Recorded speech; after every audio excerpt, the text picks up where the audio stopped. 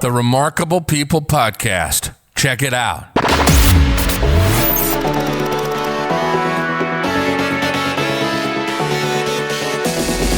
The Remarkable People Podcast. Listen, do, repeat. For life. Hello, friends. This is Dave Pasqualone with the Remarkable People Podcast, Season 2, Episode 29, the David and Kirsten Samuel story. Guys, thanks for being here today. It's our pleasure. Great privilege, David. Thank you. Oh, no, it's my honor. Thank you for being here. We actually had a quick tech session yesterday, so we played with the technology. And ladies and gentlemen, as you know, as a listener, we were planning on Season 3 doing video cast, but it's just so much fun. We're going to do it in Season 2. So David and Kirsten, thank you so much for being here and for continuing the story. If you were with us last season, you can go to our website, remarkablepeoplepodcast.com. And if you scroll through, you can see episode 16 was Kirsten's story. Yes. And what we're going to talk about today is a continuation. But before we do, David, can you give us a summary of your side of the story and kind of your perspective and what we're going to do for the listeners? This episode has multi-facets. This episode is for people who are addicted to pornography, male or female. This episode is for people who are in their marriage with a secret of pornography. This episode is how you not only overcome this in your own life, but how you begin and fulfill the healing process in your marriage, and then how to hopefully break these chains for your children. So with that, we got a lot to cover. And David, go ahead and let's just talk about your story. Well, David, it all started, I was exposed to pornography as a child of about 6 years old, 5 or 6. It's hard to remember, but just innocently enough, was shown some material, didn't know what it was, but that planted the seeds of just more curiosity, more things that needed to be featured and grew from that. So I trace it back to that as a young child. I was a skinny kid. I was short. I was small. I was picked on at school. So a lot of it was my medication of choice of dealing with some real insecurity issues that I was dealing with, and just was the medication that I used to escape. And really didn't understand that until a few years ago, 10, 15 years ago. But it was one of these struggles where pornography always seemed to find its way into my path. And I don't know, it wasn't something that I was searching for early on. It would just happen to be there, and the curiosity was there, and because of those seeds from early on. So that grew. Before the years of internet, it was pretty controlled because you had to actually go out of your way to find it and to search things out. But with the advent of the internet, mid 90s, when we first got our computer, it became a real problem with easy access and the privacy aspect of things, where I could just seclude and just feed that curiosity. And that got to the point where, and it was a cycle. It was a thing of, I would look at it, I would hate myself for it. I'd put it aside. I'm going to get better at this. And then, 2 months later, it'd come up again. And it was this cycle of what we call the cycle of shame.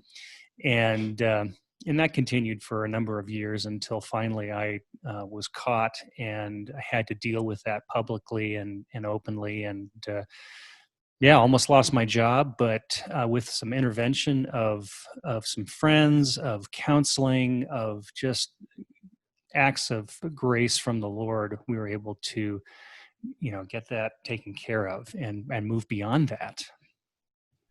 Amen. And I just want to stress this to the audience, and thank you both. When this topic is discussed, there's different extremes, it seems. When people talk about pornography, they're like, who cares? It's totally accepted, but it's super destructive and powerful. Yes. Right. Then you have is. the ultra conservative side that's like, it's taboo. Don't talk about it. Don't be involved in it. You're ashamed. What's wrong with you for being involved in this, right? And what I've found in life that's really sad is when we go through struggles, like Dave, for you to talk about this, it takes a lot of courage. And for Kirsten, for you to talk about this, it takes a lot of courage, and it's hard. So as the audience, please appreciate that they're sharing with you deep, sensitive things that stir up emotions and stir up feelings. But thank God for you, because most people who go through this stuff, even if they're victorious, they won't talk about it. They won't talk about it because of the level of pain. They won't talk about it because of the embarrassment, the effect it'll have on their children. So we have a real treat today that they're not only experienced this and been victorious over it, but now they're sharing the insights with it, because there aren't many people who'll do that. And it may be that, you know, you're listening and you have this issue and you're like, well, I can't share it because it'll hurt other people. Well, that's true. But listen to their story and share their story. This is a great opportunity because millions of people around the world are struggling with porn. There are just as many, I don't want to say just as many, but the growth rate among women in porn and adultery is higher than men, percentage wise. And people involved in porn, it's just, what's the word? It's epidemic. It's worse than coronavirus for sure. Right. Yeah. So I didn't mean to cut you off, but I really No. want people to listening to understand the importance of this. Well, and what the statistics validate what you're saying, Dave, and that is that 1/4, 25%, and these statistics are a few years old, so it's worse now, but 25% of all internet searches are pornographic related. They're sex related. It's the number one topic. Sex is the number one topic of internet searches. I mean, just let that sink in for a minute. And, you know, in marriage, you know, people say that, oh, the pornography, it's okay, you know, boys will be boys or whatever. No, I'm sorry. It is not okay. Pornography destroys marriages, period. End of story. It is never okay. And that's a really hard line for it to take, but we've discovered what it does in a marriage. It tried to destroy our marriage, and it came really, really close, as we talked about in the last, episode. But the pornography industry today is making more money than Microsoft, Yahoo, eBay, Apple, Netflix, and Earthlink combined. So if people say it's not a big deal, I'm sorry, the stats prove differently. And, you know, pornography involves someone's daughter, sister, brother, husband, wife. And they're not doing this voluntarily. Right.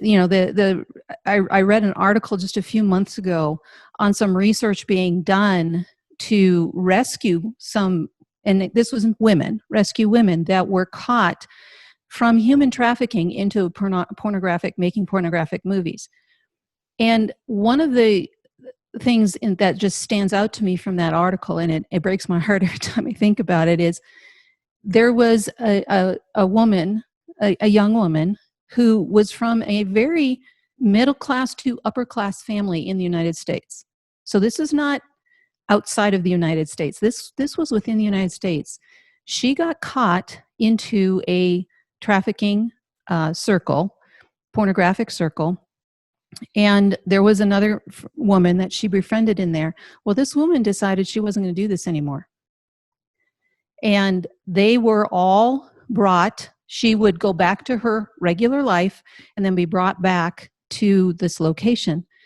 One time they were brought back to this location and they were forced to watch this other woman who was trying to get out be murdered. So don't tell me that this is okay. This is not okay. This is huge. Yeah, and there's people listening now like, well, that's extreme, and most of them aren't like that. They want to do it.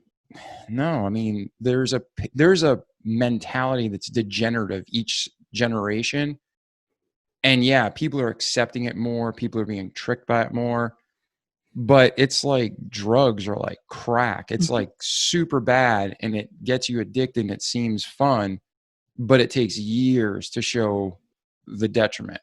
Right. There's Right. some things that show detriment much faster, and you can be on a sexual addiction woof, right through the roof. You go from 0 to death. Mm-hmm. You go to 0 to bondage or something crazy.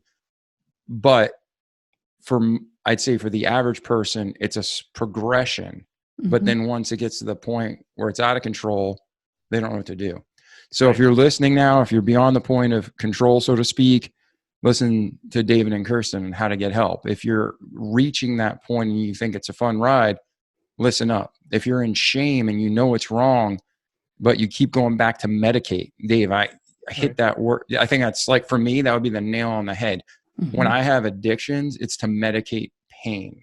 Right. That's right. And there's different types of addictions. And mine, we're always medicating. So when you said that word, it connected like that. Mm-hmm. Yeah. So let's continue with the story because there's so much to it. So you guys are married. Yep. Dave, you get caught Yep. looking at porn at work. Mm-hmm. So now you have not only the marriage aspect and the wife, the children, the friends, the family, but now you have your gainful employment. Right. They were kind enough and godly enough and gracious enough to keep you on and to work with you. Mm-hmm. And you had all these things working together. But it was an easy journey, right? Super simple, quick. All right, pick up there in the No. story and No let people know from your perspective. And you guys can go back and forth, but how did you get to the point of victory after years of slavery? Well, I think the first part was that, I had to come clean. And I think that's the hardest part. Yeah. And, we hear this, the first step to taking care of an addiction is to admitting that you have one. And, we kind of brush that off, but that's a difficult step, to come out and to say, okay, I have this problem. I need help. The macho male image, is, well, I can do this myself, which, I told myself for years, but that's a lie. There are many things we cannot do ourselves. We do need the help of others. And That's the cycle of shame. yeah, exactly. Yeah, and another thing too is not to interrupt you, but guys look at porn. That's part of being a man, right? And looking at women, that's a lie. That's a lie. But what I'm saying is right. it's like if a girl hits on you, it's sexual harassment. Guys make fun of you if you complain. Yeah. But if a lady gets sexually harassed, oh man, that's over. The dude's fired. Right. But our society's still so backwards in ways. So if you're a guy and you're sexually harassed, it's like, what's wrong with you, dude? You should like that. That's the mentality that Satan tries to put in our head. So you were up against a lot, even just to come clean. Right. And thankfully God in his mercy put in my path, and even before this all came out, several godly men that I could, that I felt close enough with that I could approach and say, okay, I've got this issue. And that was one of the things when I first was approached by our HR department to say, okay, what's going on? Their thing was, okay, you need to think about a plan that you're going to put into place to get this taken care of. And it was like, I don't even know where to start because I've been trying to do this for years, probably, it'd been 10 years by that point of, okay, I'm going to work on this. But having to, one, come clean to Kirsten about it. And then trying to think, okay, who do I have that I can go to? And there were several men that, one in particular that I went to that Kirsten talks about in the book that, called him up. We had breakfast. I had to put this plan together and he and I mapped out on a napkin at breakfast that next day. Okay, here are the steps that we think this is going to work. And I had to present that to the HR representative that afternoon. And did you transfer it from the napkin? Yes, I did. It had grease stains on it. It was like that. This is kind of tacky. But some of the best business plans are made on napkins. Right. Exactly. But it was just getting that plan in place and really not knowing where to start. That was the whole problem of, I've tried this, I've tried everything. Where do I go from here? And the plan that he and I mapped out together, he did most of the mapping. I just kind of sat there and agreed. Well, because we were both in this utter stunned shock of our world just blew up and how did that happen? So I was no help to him. One, because I was so shocked, and two, I was angry. I was mad, and we've talked about that. But, he'd asked me, well, what do you think I can do? And in my naivete, I just said, well, stop it. Just stop it. Well, I didn't understand addiction at that That's point. the old Bob Newhart Yeah. video sketch of Just Stop That's It. actually Yes. a great video sketch. It is. It is a great For sketch. most addictions, that actually is a great video sketch. If you don't know, I'll put a link in the show notes. I'm going to put that down. That's a Yeah, great that is a Stop good It one. video. It's one we refer to often because that was exactly my response was, well, just stop it. Yeah. Right. I'm going to put you in a box. Stop it. That's right. All right. You watch the video and laugh and know what we're talking about Yeah, later. that's right. For the That's right. listeners. But, all right. It's a great one. So yeah, so this is super, in every aspect, your minds are just running different directions. There's different levels of fear, anger, all these emotions. You put together a plan and then take us from there. Yeah. Well, the plan, involved personal counseling for me. It involved couples counseling for both of us, marriage counseling. Mhm. It involved accountability software on my computer, so that others could know what I was looking at and be able to ask questions and just check up on me if they saw something was going awry. I had to cut out all business travel because that was a big issue as well. And then we had this restoration team, which was 3 different couples that We handpicked. to come alongside and to help with this. Now, the guy that I originally met was familiar with this process, and he was the one that actually suggested it.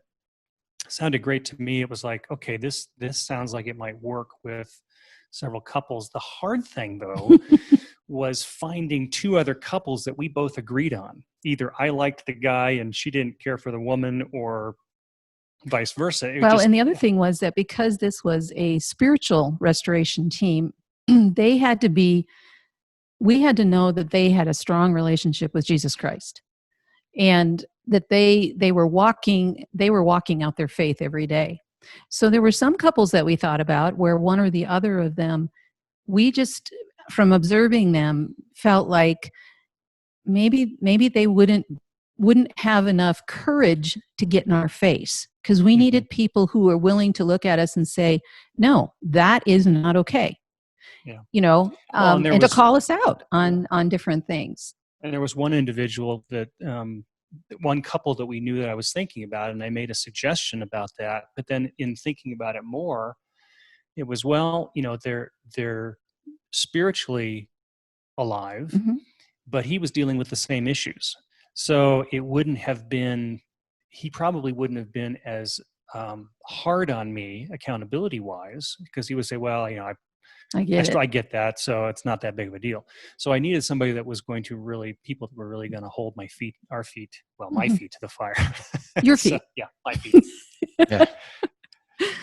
Well, that wasn't true, but that's how I thought at the time. Right. So so that was the process, and that was the plan that was laid out. It was accepted by the HR department, and then we put it in motion. And there were a lot of humbling things along the line. There were several business trips that I were too close. I couldn't get someone else to cover for me, so I had to figure out how to make that happen. And one of the things is that my daughter and I were actually doing these events. She worked at the same company, and we were doing these events together. She was planning them, and I was executing them from a technical standpoint. And I had to give her my computer at night just so that we could keep things accountable. Mm-hmm. And that, to a dad, that was super humbling of just, wow, I've made a mess of this. And so not only was there the personal aspect of it for me personally, but there was also the implications of the marriage, obviously, Mm-hmm. but also the implications with the kids. And how was I going to deal with this with the children? And of course, we sat down and I talked to them each individually and told them what was going on and asked for forgiveness. But then walking that out. And that was, what grown man has to give his 20-year-old daughter, his computer so he doesn't look at pornography while, he's in a hotel room. And it's just like, what mess have I made of this? Mm-hmm. So that was another aspect of it that we had to deal with was the children. Fortunately, they were very gracious and very forgiving, Mm-hmm. and walked through it with us. Mm-hmm. But one of the things that came into my mind was that, and I don't know where we heard this, I heard it somewhere, but it was, we teach our kids how to succeed and how to do well in life, but we often fail to teach them how to fail well. That was during our restoration group. Yeah. And so I wanted to model, okay, yeah, dad's blown it. This is, what happens when sin gets involved, and I've blown it spiritually, but how can I recover? Mm-hmm. How can I fail well and recover from this? Yeah. So that was and that is huge, because a lot of kids, they see conflict, but they don't know how to resolve conflict. And a lot of adults don't know how to resolve conflict. Mm-hmm. So yeah, that's and we huge. don't teach our children that. We focus on helping them to be productive parts of society, right? And I remember I'm not shaking my head at you, and if anybody's watching, I'm super disgusted with the school systems, and they teach you all the crap you don't need in life, but the core skills they don't teach you. Well, it's like I tell young moms, the first time you have your first child, everybody tells you how to change a diaper, how to burp them, how to feed them, what to watch for, if a fever, how do you check a fever? But nobody tells you how to actually rear that child. They just hand you this child and say, go for it. And you're like, what? It's the same thing when we're rearing our children. We want them to succeed. We want them to do well. But we forget that failure is, we've in our minds twisted failure into something that's so negative, when in fact, failure is actually one of our greatest teachers. You look at the greatest inventions of the world, the fact that we're using technology today, the greatest, inventions in the world, how many times were there failures? Thomas Edison said, that he did not fail 10,000 times. He learned 10,000 things that did not work. Yeah, right? It's true. So it's a mindset shift. And, when we were in the middle of this, when we were in the deep, dark part of this, we both felt like failures.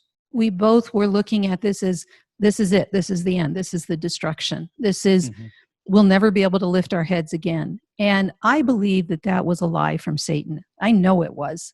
He was using that to try to destroy us, to beat us down. And in the place that we both were at the time, we were succumbing to that. And the beauty of this restoration group was that they began to pray for us and to pray over us. They began to not only deal with the mess that we were in, and we were in a mess in every area of our lives when this happened, but they began to call out the good. They began to point us to the benefits. They began to help us see the hope that can come. They didn't minimize the struggle, because a butterfly is only beautiful because of the struggle that it went through to come out of that cocoon. Because when it went into the cocoon, it was kind of ugly. And that's the way that I describe this in the book, is that this restoration team actually put us in a cocoon. And that cocoon was God-given, because it allowed us the freedom and the space and the security, the safety to come clean. Yeah, and to be authentic. I think that one of the hardest things about the restoration team process, like I said, was selecting the couples to go through that with us, because as in all addictions, isolation is the big key, and secrecy. And we had become so isolated. We didn't have any couples that we were friends with, that we both enjoyed being around. And so that was a struggle. And, it took a while, but God put the names of those couples in our mind to actually approach them. And we had to go and approach them and tell them what was going on, and ask them to commit to 18 plus months of, meeting with us weekly. weekly. That's a lot of being time. available to us. And who has that time? And it's like, nobody's going to want to do that. But that's another lie, is that nobody's going to want to help, because that's not the truth. Yeah, and pause there for a second, because that is huge. There's a real obstacle, but then there's a real lie. Right. The fact is, so many homes are plagued by pornography and adultery today that it's hard to find somebody who's pure. And then when you find someone, you may not know, like you may be friends with a gentleman, Dave, and you know he's addicted to porn, but obviously you don't tell your wife because that's private guy stuff. Right. So then that's a couple that's off the table, but now you can't tell your wife that either, right? And then likewise, you may have a friend who's having issues, Kirsten, and same thing. But then on top of it, there has to be the willingness and the time. So it's not an easy fit, but it's there. And you got to search, and your life is worth it. Your marriage is worth it. But let's backtrack. There's something that keeps going through my head, Dave. Okay. And then I'm going to ask you the same exact question, Kirsten. What are the downfalls of pornography? Because people who are addicted to it, or people medicating it, and they're listening right now, they're just looking at, I want the hit. I want that feeling. I want that thrill. But when you pull that away and you start looking at the reality of it, outline to help people see what are the real downfalls, short-term and long, of pornography for a guy, and then we'll do the same thing for a woman. Yeah. I think for a man, it sets up false expectations. Okay. What a guy sees in pornography, because, okay, we're created to be visual beings. God created us to be attracted to beauty. And, I mean, that's the way we're wired, and that's great. The downfall is that what we see in pornography is not real. It's either doctored somehow, or there's, in photographs, it'll be airbrushed, it'll be photoshopped to make it look even better, to hide all the flaws. And so if we think of that as being real, then we go into the marriage relationship and see our wife as, oh, well, golly, this is not what I'm used to seeing. And we start comparing, and we start holding her up to a false standard instead of accepting her for whom she is, and for the way that God made her. And so that's a huge danger of that comparison. And then it escalates to, well, somebody else has got it better than I do. And then it goes down to, I just need to find somebody else because this person is flawed. What about I'm sorry. I was saying, what about the effects on yourself too? Like, how did you view yourself besides just a shame? Did it, overflow into other areas of your life? I think so, because the shame was definitely the biggest part, and that was one aspect of coming, as a believer in Jesus Christ, and medicating in this way. There was the shame of, I should not be doing this, and I think we mentioned in the book that it was always a paradox for me of, I found myself attracted to this material when non-believing friends were repulsed by it. And it was like, well, what is really wrong with me that I have to do this, and I'm seeking this? And so that was always really strange. And I never could come to grips with that. So, and that just spiraled me down the shame cycle, and you're worthless. And then that increased more need for medication for the hit to overcome that. And so it was a real cyclical nature with that, and progressive. And I want to ask you, professionally, physically, did you find yourself, because you were disgusted with yourself, not taking care of yourself as well, not being as professionally, as aggressive, maybe, like, maybe not so. working out? It's hard to really think back to that. I think the big thing for me was the shame and the heightened inadequacy feeling. Yep. But would you say, like, even physically, are you healthier? If you were looking at yourself physically, would you say you're in better shape and healthier now than you were 15 years ago? I would say so. Yeah. Yeah. Because that subtle, that self-hatred, right. You don't want to take care of yourself. Right. So when it's a self-fulfilling prophecy. Yeah. And you're like, I deserve bad. So you fulfill with bad. Mm-hmm. And I'm not trying to put words in your mouth. I'm just trying to, like, yeah. I mean, I can see a picture of you now, and I saw a picture of you from before, and you look better today than you did, man. You got a good youth. He does. I agree. Yeah. Yeah, not bad for 25, huh? Yeah. And counting. Yeah. All right. And what about from the woman's cycle? Like whether a woman's involved in it or what's the effect of you? Like the psyche, like what's going on there from porn? What are the downfalls of it? Well, there's several that go on for a woman, and it's, you know, you have these reactions that are opposite ends of the spectrum, really.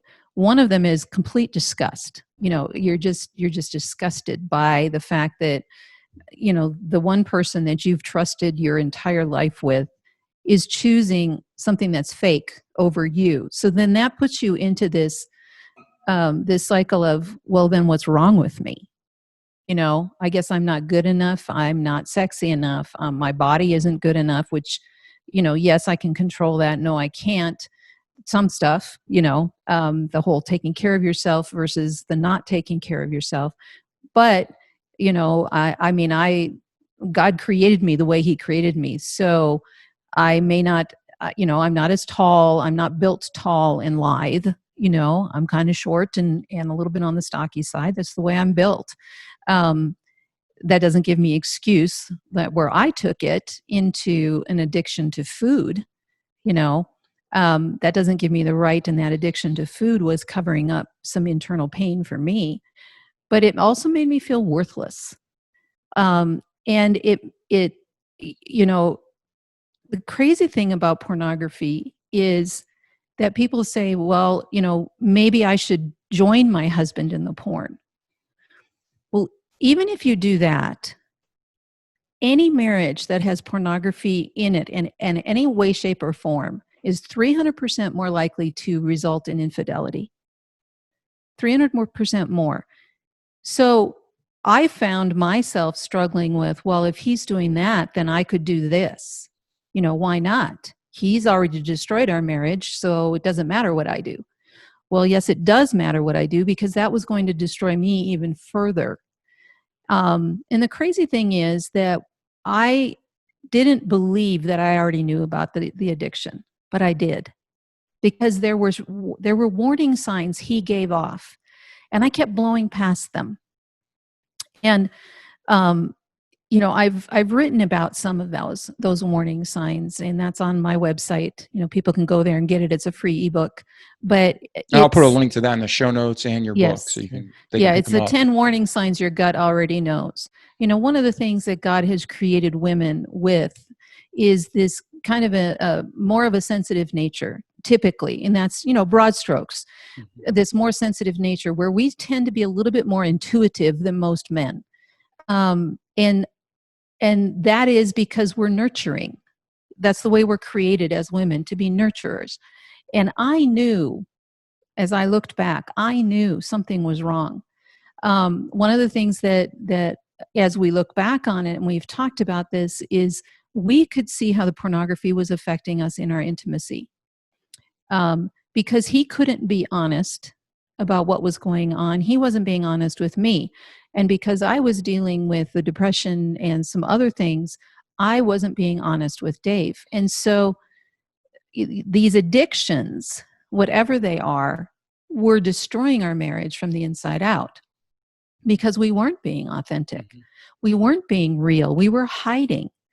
And, you know, I know we've talked about that. One of the things that pornography for a man, like he said, is you expect the woman to, you know certain things. Well, I never looked at pornography, you know, other than the fact that I happened to be somewhere and saw a Playboy magazine laying open, and I turned my head as fast as I could and walked away.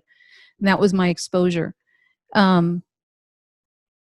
I didn't, you know, some of the things that are now available through more progressive porn, a woman who has never exposed herself to that does not know what those are. You know, and yet the man who has been viewing this expects that when you're in a position of intimacy, that the woman's going to know that this is what she's Yeah, supposed. this is common knowledge. This is common knowledge. She's supposed to know this. Well, I don't, and I felt stupid, because, you know, it was like, what are you doing? And I felt stupid that I didn't understand, and I just blew it. You know, I just pawned it off as, well, I'm dumb. I don't know. So there's a lot of factors that go in, and they're very subtle. They're some not so subtle, but a lot of them are very subtle.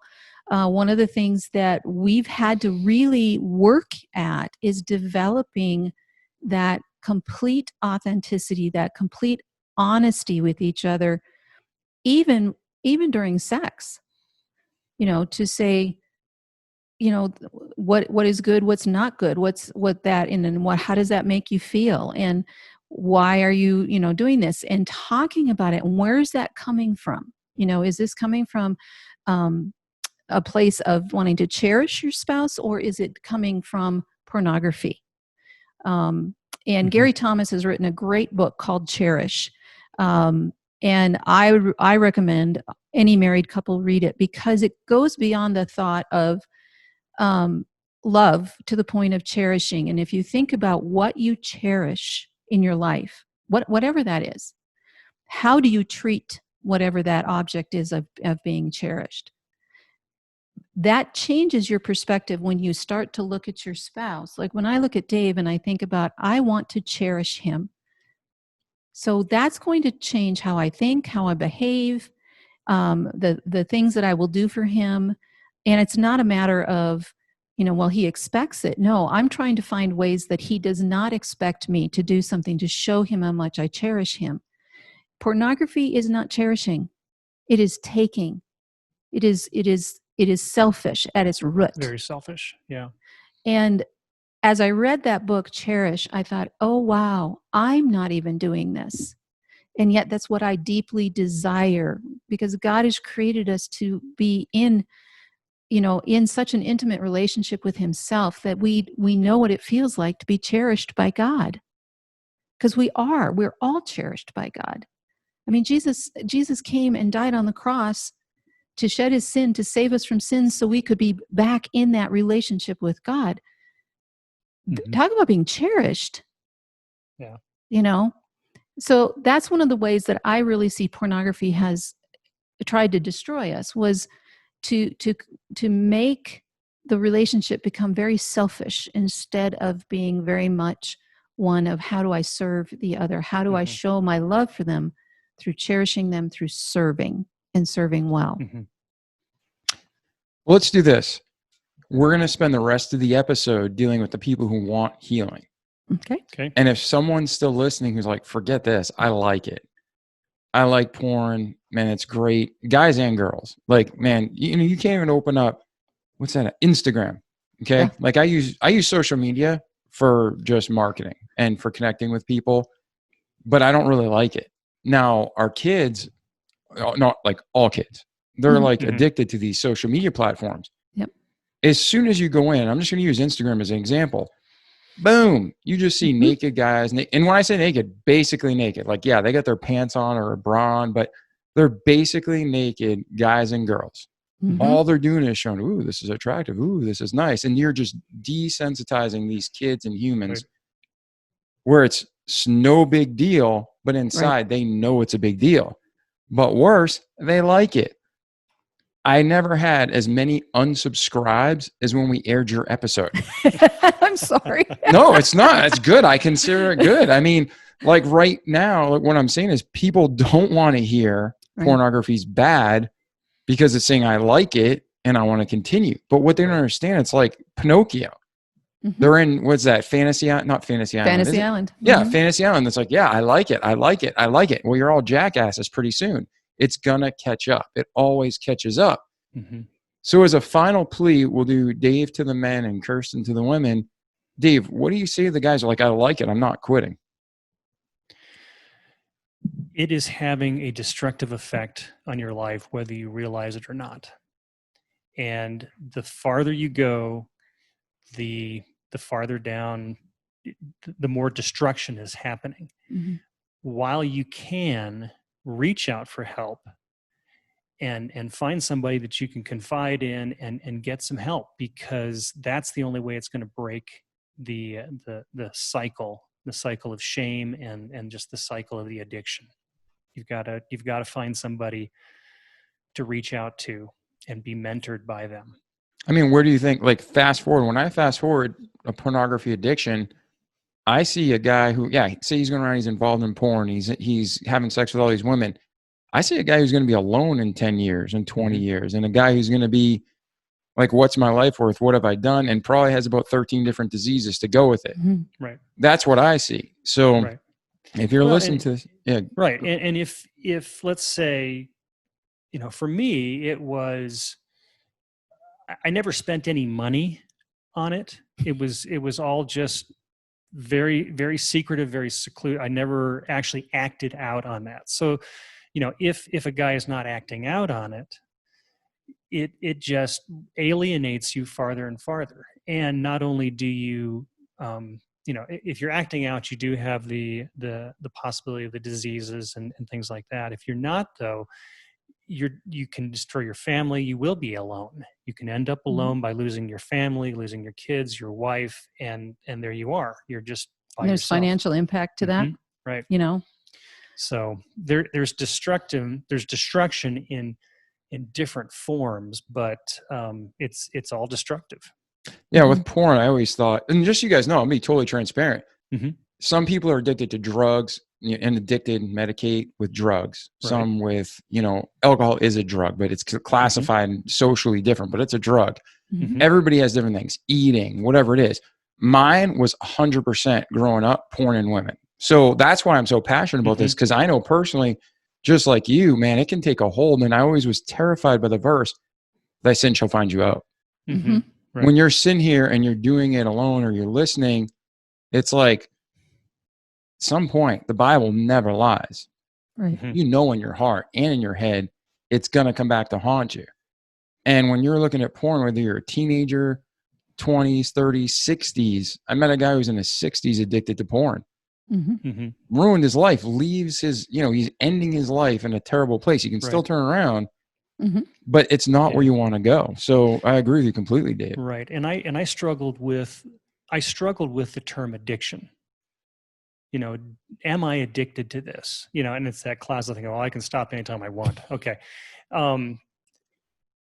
But anything, if you're using anything to medicate instead of turning to the Lord as a believer, instead of turning to the Lord, if you're using something else to medicate through a painful issue, that is an addiction. And so I had to really look at that definition of addiction and say, okay, yeah, I am using this to medicate instead of turning to the Lord with my issues. I'm trying to find peace and comfort elsewhere. I had to really broaden my definition of addiction to say, yes, I do fall into that because I'm using that instead of turning to, our Father in heaven to help me through this issue.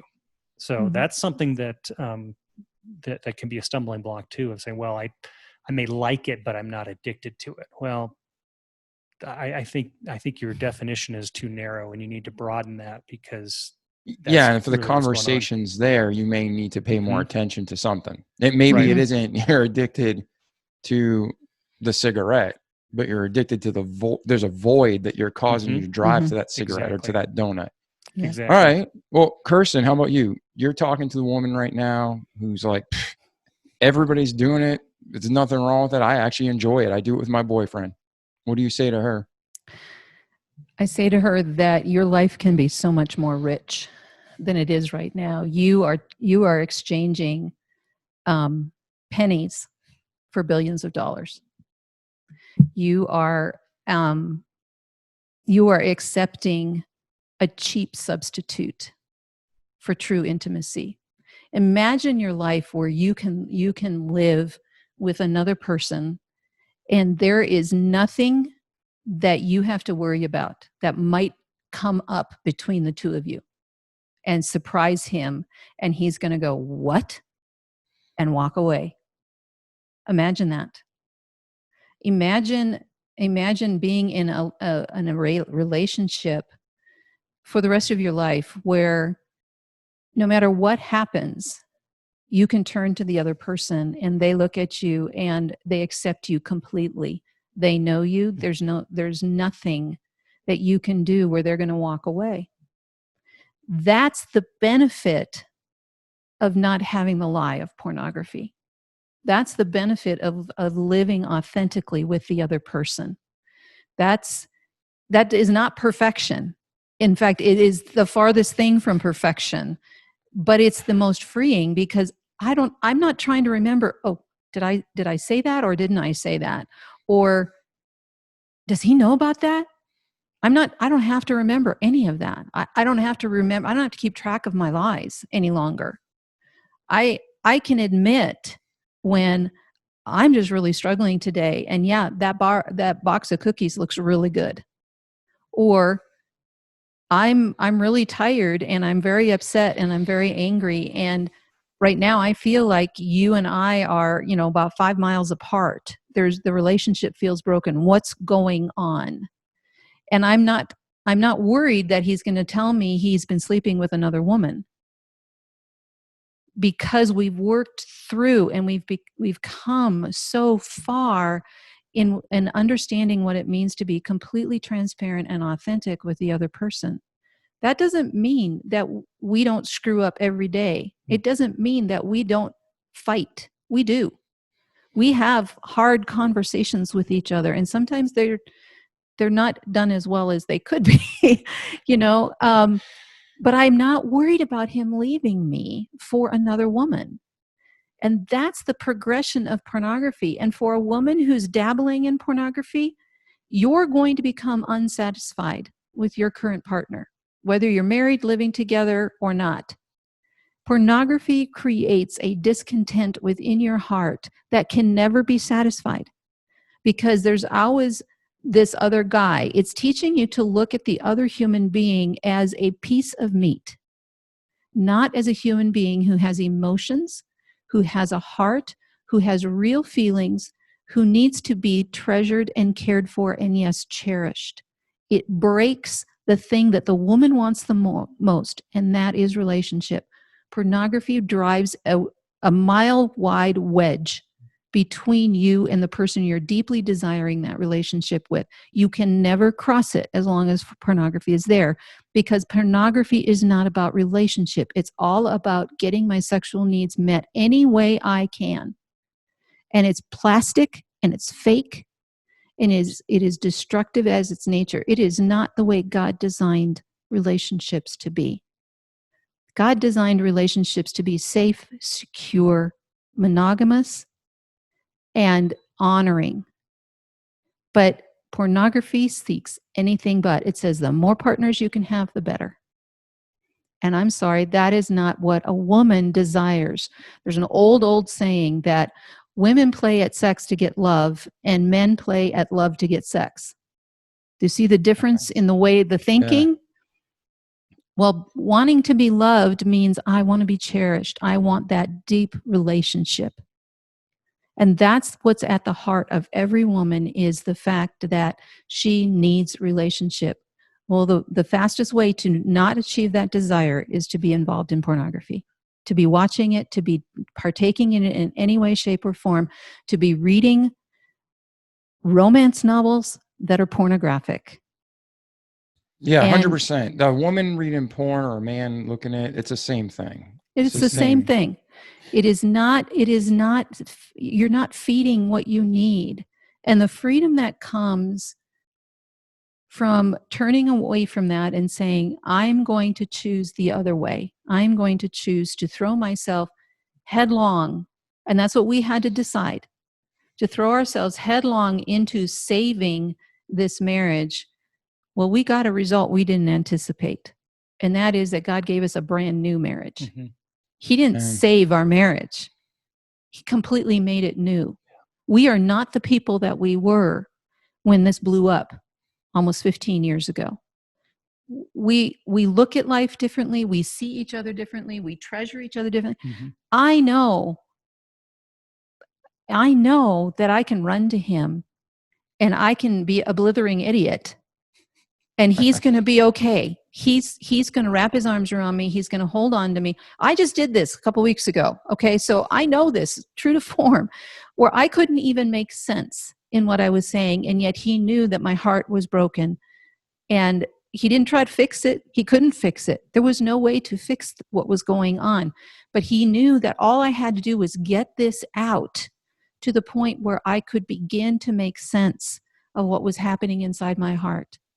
I've had to apologize to him because in the middle of a very stressful situation, I used extremely harsh words and responded to him, and I wounded him and I hurt him, and I took out on the one person I can trust my frustration with someone else. Well, I had to apologize, and guess what? He accepted me.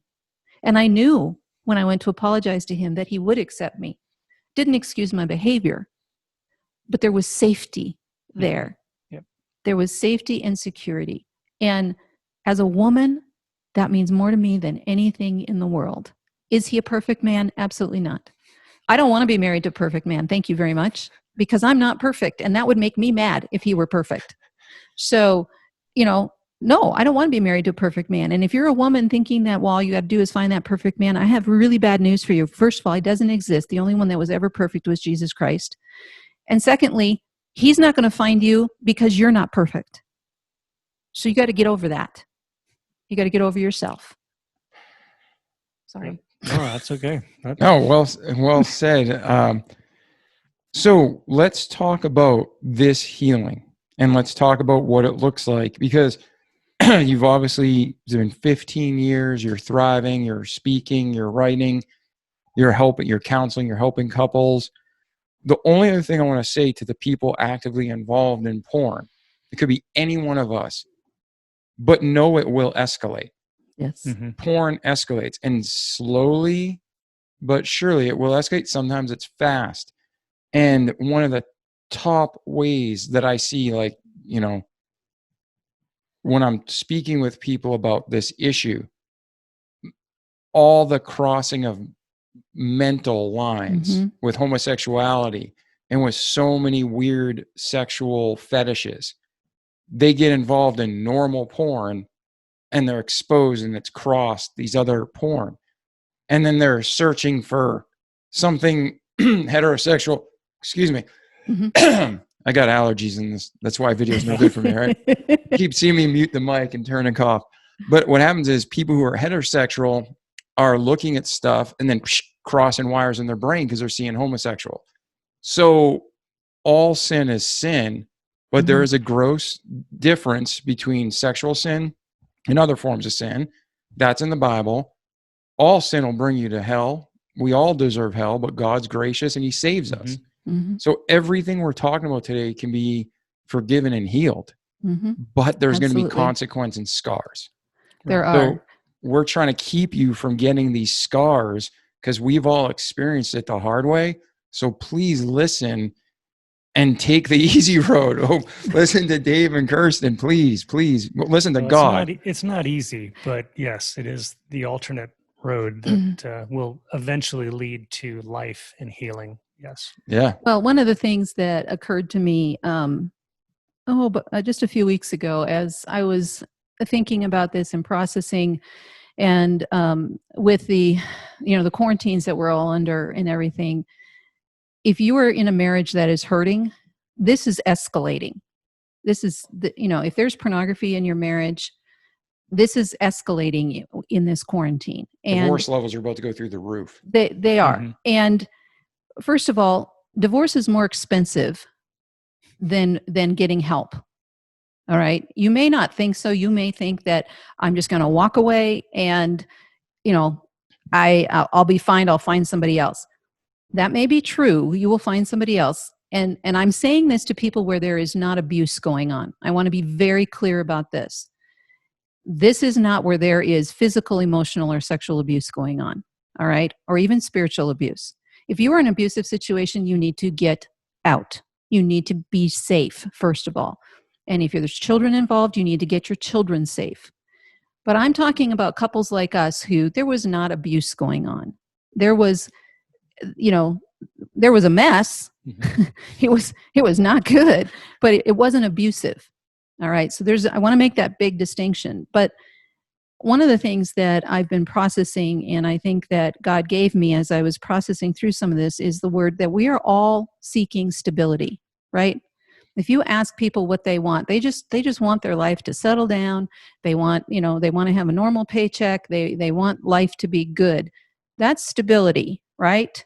We just want life to be stable. Well, that's a myth, but because life is never stable, there's always something going on. That's life. But as I was thinking about that word stability, I came up, I believe that God gave me some things to think about with stability. And the first one is S means we need to be seeking God every day. So how do you heal the wounds in your marriage? First of all, you're on your face, you're on your knees, you're into God's word every day. You are submitting yourself to the one who created you, who desires to be in relationship with you, who has a plan for your life you can't even imagine. And so, but you're not going to discover what that is. You're not going to understand his heart for you if you're not seeking him, if you're not daily in the Bible reading him. If you don't know where to start in the book of Psalms. Some of the most real writings in the book, in the Bible, because David wrote a lot of them, King David, and he talked about all the stupid things that he did, and he talked about his hurts and his pain.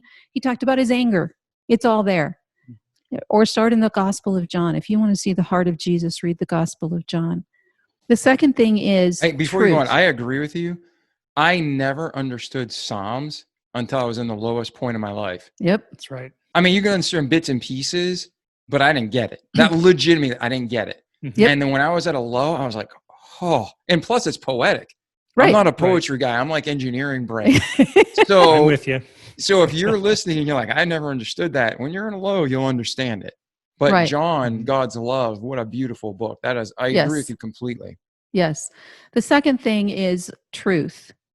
Truth about what's going on in your life as well as in your marriage. And this is not truth about your spouse, because we all project things onto our spouse. We make judgments against the other person. But you can't see my heart and I can't see your heart. But God does. So it's time to come clean about you. And as our marriage recovered, I had to come clean about me as well. And that was the big struggle for me. I had to realize that I couldn't change him. The only person I could change was me. And I couldn't make him do something. That's another false lie. We don't get to make people do anything. We can influence them, but we can't make them do that. So be truthful. Be truthful about the addiction and the costs of the addiction and the cost of recovery or not recovery. My coach tells me that there's two kinds of pain. There's acute pain and there's chronic pain. You get to choose what you're in. Acute pain is like going into surgery and going under the knife, and they cut out the disease and then they sew it back together. And man, it hurts. It hurts, but it's quick. The healing might take a little bit of time, but the removal of the issue is quick. Chronic pain is knowing there's a problem and refusing to do anything about it and saying, oh, it'll be okay, or I can handle this on my own, or eventually it'll just disappear and go away. That's one I hear a lot from women whose husbands are addicted to pornography. Well, if I just ignore it, it'll go away. I thought the same thing. Guess what? It blew up in my face. It's going to do the same thing. So be honest, be truthful, be honest about your marriage as well. What's not working in your marriage and why is it not working? And if that's a lot of times you're going to need some help. You're going to need a coach, you're going to need a counselor, something like that. And that's one of the things that I do and Dave and I do with couples. The next one is a ability, which is accountability. Accountability is not somebody else holding your feet to the fire. Nobody can do that for you. Remember, we can't change or make anybody do anything. Accountability is I'm owning my stuff. So let's start being accountable for our words, our actions, our thoughts, and what we're feeding our brains with. The next letter is boundaries. Boundaries, there's a great book by Cloud and Townsend. Read it, study it, understand it, but boundaries actually are loving. They're saying that here's where I stop and you begin. And when you cross that boundary with somebody else, you are being disrespectful. Pornography is disrespectful. It is not treating me as the one that you see only. It is not treating it's not treating Dave that way. If I'm looking at something other than him trying to get a high, that's not treating him with respect. Boundaries protect us. They protect me. They protect you. L is for listen actively. So much of the time when we're talking with people, we're not listening to them. We're thinking about what we're going to say next, or we're remembering something else. I'm guilty of this all the time because my brain goes 40 different directions at the same time, and I have to zero in.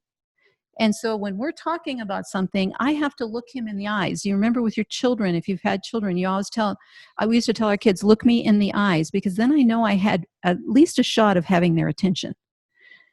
But look them in the eyes, turn off, listen to what's not being said as much as what's being said.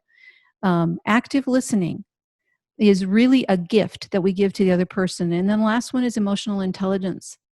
We have got to own how we feel. You can't make me angry. I choose to be angry by something that was said or done.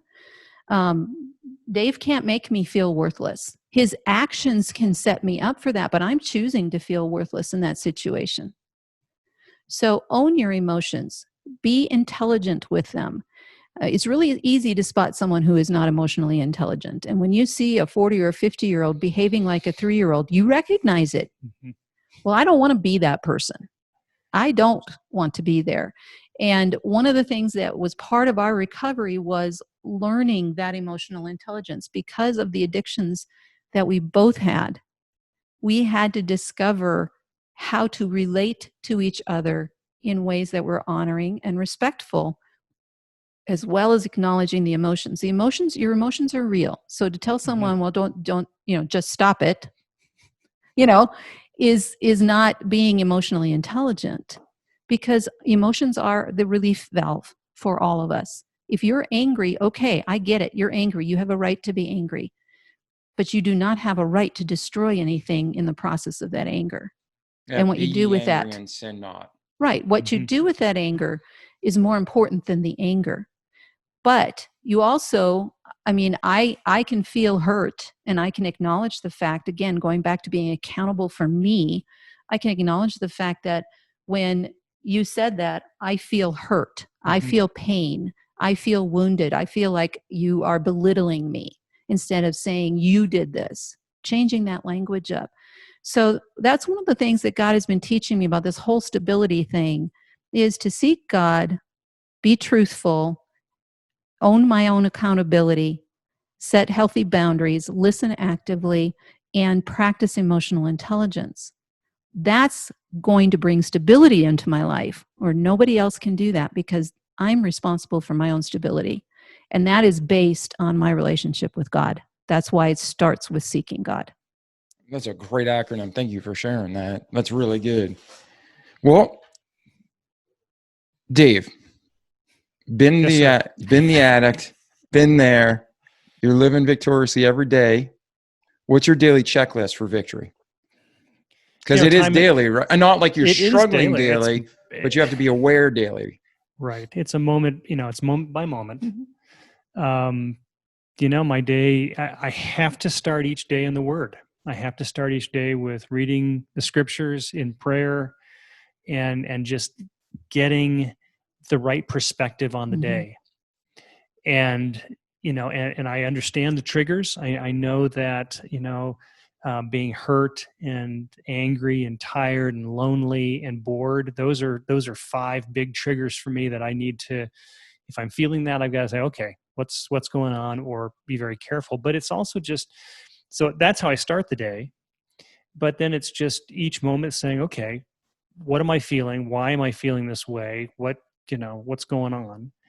And it's that whole concept of taking every thought captive, which I've heard all my life and never really understood. But it's just being aware of, why am I thinking that? Mm-hmm. Why am I feeling this way? And what is a proper biblical response to how I should be doing this? The whole thing of, God's not going to tempt you beyond what you are able to bear, but will make a way of escape. And it's like, okay, well, if he said that, then there's got to be a way of escape. And now, Lord, how do I find that? What is that way of escape? So it's a moment by moment process. Some days are easier than others, and depending upon how crazy the week has been, if we haven't had a lot of time together, or have been running separate directions, which happens a time, then we've got to take stock of that and just say, okay, we need some just time for ourselves. Let's go for a walk. Let's connect, so that we're not two ships that are passing in the night, and we can be a couple and be together in this. So, well, there's other things too that you have decided in order to mitigate as much exposure to pornography as possible. There are some things that you've made decisions about. Yeah, I still have accountability software on my computer. We use Covenant Eyes. We use Covenant Eyes. Yep, I do too. I'll put a link in the show notes. Our family uses that. Even if because now I'm doing a lot more traveling. One of the things that I do is that I will take the batteries out of the remote control in the television. I've promised myself I'm not going to watch television in the motel room. Actually pause that, because people are like, why do you have to shut it off? If you've traveled for business, when you turn those things on, even in the high-end chains, like you can be in a Hilton, a Sheraton, you can be in a Marriott in Italy. As soon as you turn that TV on, it goes right to porn. Literally, there's a selection for porn, and sometimes they even show clips.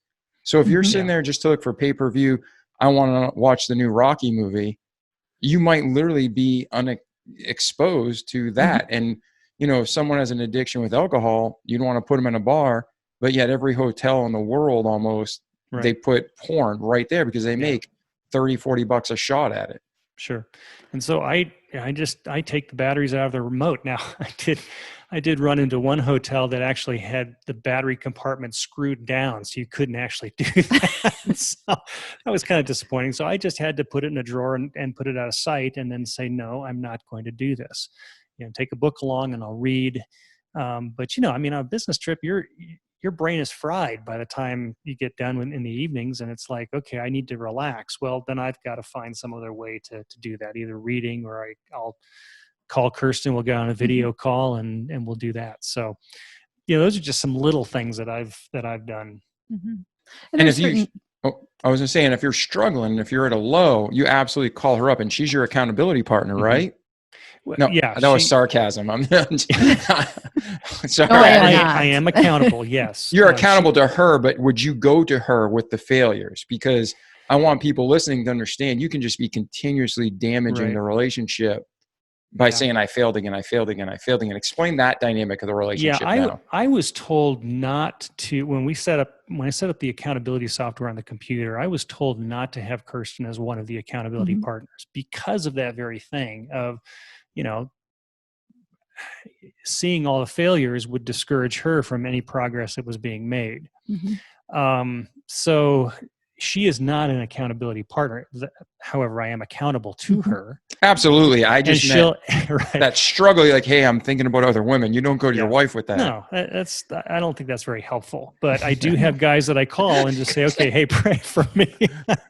He does. He has a group of guys that form this continuing accountability group. And again, these are men that speak into his life and are not afraid to get right in his face and say, what do you think you're doing? I have the same kind of people in my life, same women in my life that do the same thing. So when he has had struggles and when he has not been as healthy as he wants to be, he has talked with them, and eventually he tells me, but he works through what happened with the accountability partners. And I think that's very key to understand is, well, yes, we are accountable to each other. I don't go running to him with absolutely, everything right away. He knows everything. But if I have an issue that I need to work through, and I need to go to one of the people, the women that I trust, and go to them and get gut level honest and talk this through. And then I can go to Dave and say, okay, here's the struggle. Here's what I'm doing about it. and I need you to know about it because I need your support. Mhm. And what that tells me as the wife of a a man who has been addicted to porn is he's aware and he's working on it, and his desire is to continue to walk as the man of God that I know that he is. And yet he's not hiding from me what's happening. So there's that still that complete honesty and accountability. I think one of the lies that a lot of couples believe is that as a man, I can fulfill all of Kirsten's needs, and as a woman, Kirsten can fill all of my needs. And that is just not true, because I'm male and she's female, and there are only I don't relate to her in the same way as some of her gal friends do. And it's just because I'm not female. So there needs to be those friendships outside of, I guess I should say, same-sex friendships, Yes. outside of the Yes. marriage, where I've Key. got key men in my life that are speaking into me, and I can go and say, hey man, I'm really struggling with this. Can you pray with me? And then likewise, she has key women in her life that are telling her the same thing. And then we come together, we're better for Right. that. Right. Yeah, I agree 100%. Men with men, women with women. Mhm. And if you believe the lie that men and women can be friends, you're just, the truth in your heart. That breaks more marriages than everything else. And that has more teens lose their virginity than anything else. Guys and girls can be friends. No, they can't. I mean, you can be acquaintances and we can be friends, but not that intimate, private sharing level. That's just a lie. And that's like one of the things I get so disgusted with. I'm like, listen, be honest. You like that person. Be honest that you enjoy the sin. Don't be a liar and say, oh, we can be friends. Come on. Or, there's all sorts of things we all lie about. But all right. Well, I love, by the way, that gut level honest. Gut level honest. I never heard that before. So, all right. Well, listen, we covered a lot of ground, a lot of territory, and I know there's a lot more. For the guys and girls out there, the men and women listening to this, the statistic you said, the average turning couple takes 6 years to get help. Some 6 people years. listening now, it's more. Some people, it's less. What are the steps? Like, you've already mentioned them all throughout this thing, but if you were to summarize real quick, step 1, step 2, step 3. And I know when we get to the counselor step, it's just not any counselor. It's a godly counselor, one that doesn't believe in divorce, one that truly is going to give God's opinion, not take sides. So go ahead and give the steps to the couples listening right now, or one half of the couple and the other half's not interested. Give them what encouraged you and the hope. The first step is to own it, and to admit, like Dave said early on, when it comes to addiction, you will not change until you accept what is fact right now. And that's the key, is that it is fact right now. It does not have to remain fact for the rest of your life. It is your current status. So don't buy the lie that you're stuck. You're not. Yeah, James talks about confessing your sins to one another and praying for each other that you may be healed. And that is, hey, this is what I'm struggling with. Would you pray for me? Right. And let's pray about this together. So that's the first. The step one is acknowledging. And that's not before the whole church. That's privately. No. I'm saying, some people, they're not. Again, I'm just going to be blunt. There's people who they're Christian gossipers. They say, oh, please pray for this. It's not prayer. It's your gossiping. You want either emotion, you want to seem important. So you stop it. You're in sin there. You need to get that right. Yeah. But so you have to go to. You're talking about the friendship, iron sharpening iron. Right. You have to go to that one person. Like Dave went to our one friend and came completely clean. This friend not only accepted what Dave told him, agreed that it was not okay. Okay, so he didn't brush over the sin. He didn't brush over the problem. He agreed that this was a problem, that this had to be changed. This could not continue. But then he became part of the solution. So you need a person like that. Now, that could be your spouse. I don't know. Probably not. It's going to be a person, again, it's someone who you can trust, that is safe, but is also a truth teller. And that's very key. You need a truth teller. So you go to them, and then you start to build a plan. part of that plan then is going to involve, you have to tell your spouse what's going on. Then you need to get...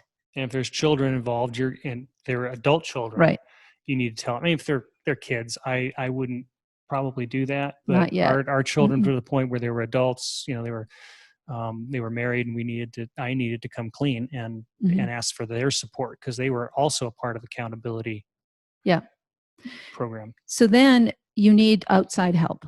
Mm-hmm. And that was one of the wisest pieces of first information that we got was, you need counseling. You both need counseling. Whether you're the one addicted to pornography or not, you need counseling. I didn't understand that, but it was very true, and it became evident very, very quickly. So you need that. One of the ways that you can do that is you can reach out to someone like me, who's a coach. I'm not a counselor. I am a coach, and there's a difference. But you can reach out to someone like me for that unbiased third party to help you identify next steps, to help you guide you. And we've worked with couples that are struggling with pornography addiction, and we have worked alongside a counselor with them, so that we provide prayer support, we provide biblical counsel, and then they're working with a counselor to deal with probably some psychological issues or something like that are going on. But you need to reach out to a professional, someone who will honestly listen, that unbiased third party. And then, well, let me just jump in real quick. Yep. One of the things that I had, a hang up that I had about the counseling was, gosh, this is going to be a lot of coin. I'm going to be spending a lot of money here. And, it's not cheap. No, it's not cheap. And if you have it budgeted for that, which is kind of, what I like to do, it can be a real hit. But the question is, and the question that was given to me was, what is it worth to you, Dave, for your wife to be healed? Now, I would do anything for Kirsten, and I'd pay anything for Kirsten. For myself, I'd skimp on myself, but what was it worth for her to be healed? And that was the thing. I said, okay, then it's worth it. I'm gonna make that sacrifice, and we're gonna do that and make it whole. Yeah. And like I said, divorce costs a whole lot much more. That's exactly what I was going to say. Counseling. The and average coaching. divorce is what, 30? I think the average divorce today is it's $35,000 to $40,000 per side. Right. And that's not the elitist. It's higher than that. Yeah, no, they're saying the average. So the rich, Mm-hmm. the poor, everything in between. Wow. The average divorce is about $80,000. And the only person who wins is Satan and the attorneys. Right. Mm-hmm. Everybody else loses. You think you won, yeah. you lost. You hurt your kids, you hurt your right. families. The emotional toll is even greater. Higher. Oh, yeah. And we can make money back, but we can't get time back. Right. So what you're saying, if you took $40,000, if you took $10,000, that's a lot of counseling, even at $150 a session. Mm-hmm. So you really got to be honest again with your intentions. And you don't have to agree with me. I believe personally, the only biblical reason for divorce is physical adultery. So I believe there's other hurtful things. And again, if someone's in an abusive relationship and there's danger, you need to leave and separate. Yeah. 100%. Yes. But the only grounds for biblical divorce that I can see in the Bible is physical adultery. And God still hates that and doesn't want it. Mm-hmm. Right. So that's like the last ditch effort, because he knows how painful it is and how harsh it is and how mentally just it can destroy you in a way. And I would classify the pornography as adultery. It is adultery. Physical adultery. Yeah, I see. No, I'm not disagreeing. I don't see it as physical adultery, but I see it as adultery against God. So that's where we differ. Like if someone looked at porn, I wouldn't say that's a reason for divorce. That's me personally. Mm-hmm. But that's like saying murder. If I hate somebody, I'm not going to jail for killing them. Right. My vertical relationship with God, the one that matters, is completely wrong. Right. Mm-hmm. But horizontally, I didn't actually commit the sin. So that's the only thing I'd say different. But I just want to put that out there for you. The whole purpose, and you guys can add in, but what I'm going to say is, David, Kirsten, myself, our whole point is put every effort into saving your marriage. Yeah. Put every effort into being restored. Don't just quit. And those problems are going to follow you and just get it's worse. worth it. Yeah. And that's the next thing is you have to make the decision. It is a conscious decision that you're going to work this out. And that is going to mean investing some dollars in counseling, in coaching. It's going to mean that you are going to set aside some past behaviors. Mm-hmm. You're going to have to admit, that's that whole being accountable, owning your own mess. And you're going to have to come clean on some things. But we're here to say that the other side of that is so much more amazing than where we were. That's what I was going to say. Let's end the episode on the hope. All this, the problem, the solutions, but where does it end? Show them where it ends. Talk about the hope of where you're at. It's living with the other person without any barriers. Yes. It's freedom. It's fun. Yeah. It's fun. I mean, I've lived more than half of my life as in a lot of pessimism, in a lot of, oh boy, this is not going to happen. And oh boy, wah, wah, wah. And, picture ER with the cloud above my head. I've lived almost half of my life that way, more than half of my life that way. And as God has remade and given us this brand new opportunity, this brand new marriage, I like him a whole lot better than I did 25 years ago. Amen. Okay? Because he's not that guy. And there's not this sense that I have that there's something between us. Mm-hmm. It's not there. And that's the hope. And that's exactly the lie that Satan doesn't want you to grab onto. That if you come clean, the scripture says that the truth sets us free. Mm-hmm. The lie is if you tell people what's going on, if you tell the other person, if you go to someone, you call up someone like me and you say, I just have to tell you what's happening in my marriage, that person is going to condemn you and think that you're an absolute idiot and how could you do this? That's a lie. Every time I hear the story from another woman that her husband's addicted to porn, this is what's going on in the marriage, whether we're in person, on the phone, or doing a Zoom call like this, I have tears running down my face because I know where you are. I have been there, but I also know the hope. Mm-hmm. I know you don't have to stay there. It can get better, but I will not lie to you, and neither will Dave. Both of us know the battle that's ahead of you, but it can be won. It has already been won. You just get to walk the victory lap. Let's do it. Yeah, that's not to say that there are no problems. No. Okay, we still have issues that we need to work through. We still fall into old patterns of speech and thought. But usually the other person is strong enough to pull out and say, okay, that's not what you should, that's not true, that's a lie, what is the truth here? And we're able to exercise those things. So it's not a Pollyanna-ish kind of thing of, oh, everything's great. But in fact, before all of this happened, I thought we had a perfect marriage. Yeah. Yeah, probably never fought. Because we didn't fight. Never fought. Because everything was hidden. Right. That's right. I was not authentic. Dave was not authentic. I would not speak my mind. I would not say, I don't agree with you. I would have in an interview with you, Dave, I would have gone, sure. And never pushed back on anything. I would never have dared because then you might expose me. And that was too frightening. Well, now it's like, somebody asked me just even recently, well, how can you talk about, pornography addiction and all of this? And I looked at him and I said, I published it in a book. Anybody in the entire world, over 8.5 billion people, can pick it up and read it. What do I have to hide? Yeah. There's freedom in not having to hide. Yeah. Amen. And that Bible, like you mentioned it earlier, the darkness, 1 John talks about the darkness and the light, the truth versus secrets, the hiding versus the openness. And Satan's always trying to push us and make us think the dark safety when that's where the destruction is. Well, and if you're worried about your reputation, about looking good, then you're going to hide. Yep. if you are worried about being who you are, if you're more concerned about being who you are and being free, then you're going to come clean. And you have to decide what is more important, because I was bearing in my body the physical manifestations of hiding. I was starting to have heart attack symptoms. I had anxiety.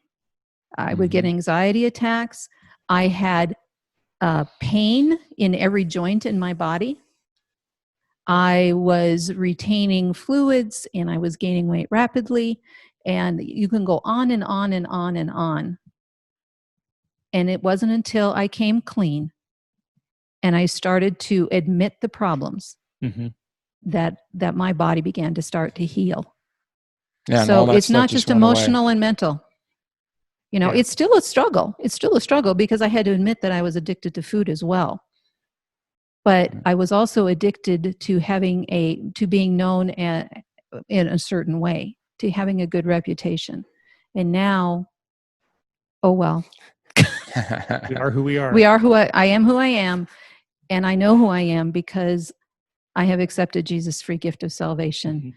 And therefore I stand complete and made perfect in his sight. And he calls me his daughter. And that's all I need. Yep. Well, I thank you. And on behalf of all of our listeners, we thank you for being on the show today. Thank you for sharing your story and giving us such great insight and advice. Is there anything else before we close this episode out that you want to say or share? Well, we wanted to give a gift to everyone who listens to your podcast to honor you. But I have a request with this gift, okay? So if you go to my website, kirstendsamuel.com/remarkable, and Kirsten is spelled Kirsten. It's D as in David. Samuel is Samuel, just like the first name. And then /remarkable, which stands for your podcast, David. You can get a free copy of our story, our book. Just pay the shipping and handling of $9. But you go there and I will autograph it. If you want more than one book, you can get as many as you want. Just tell me who you want them autographed to. If you want them personalized or just autographed. And we'll be happy to send that to you. But here's what we want you to do is when you get that book, or if you listen to this podcast, I want you to post on social media. And I want you to tag this podcast, if you will, and just say that you've listened to it, because I want you to help Dave build his podcast. And then the other second part of that is I would like you to go and write an Amazon review on the book and be honest. We want honest reviews of the book. It's our story. It's not a perfect story, and it's not a clean story. But it is our story, and it is a story of hope and what God can do when we're willing to submit to him. Right. Amen. Well, thank you guys so much. That's a great gift, and I didn't know you were going to do that. So thank you. I appreciate it. And to the listeners, we love you. I'm saying a lot because I'm thinking now. So to the listeners, we always say in the slogan, listen, do, repeat for life. Anything we listen to, we can hear all the truth in the world. I heard a statistic. If you listen to the episode with Tim Ward the other day, there's a statistic that over 1 million books are produced per year. That's a lot of knowledge. But the truth is, all truth comes from God. All truth comes from the Bible. So get Dave and Kirsten's book, because that summarizes that part of truth and expands on it to help you understand how to become victorious. If you need help, reach out to Kirsten. Reach out to me. I can't help you in this area maybe necessarily, but I can help connect you with people who can. And don't quit. It's worth fighting for. It's worth fighting for God to honor him.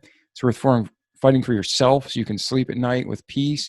Like Kirsten said, her whole body changed. The physical structure, the pains, the aches, that all went away when you get this freedom. And do it for your marriage. It's worth it. Even if your spouse has hurt you beyond imagination, what we could ever even put on the air, like different story, that can all be healed. It would take a miracle, but God's in the business of miracles. That's right. So thank you too for being here today. We love you. Thanks for being here so much. Thanks, you, David. Oh yeah. It's been great to be here. Oh yeah. To the listener, thank you for listening. It's hard to share a podcast like this, but do it as much as you can in the loving way you can. You definitely don't want to hurt people and say, hey, scumbag, listen to this. I know you got a problem, but be loving and say, maybe this will help. So that's why we're here. We want to help. We want to glorify God, and we want to help to see you grow. So if you need anything, let me know. If not, have a great day. Until next time, it's a Remarkable People podcast. Have a great day. We love you and see you soon. The Remarkable People Podcast. Check it out.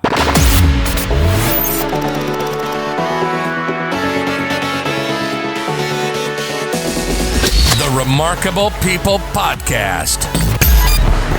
Listen, do, repeat. For life.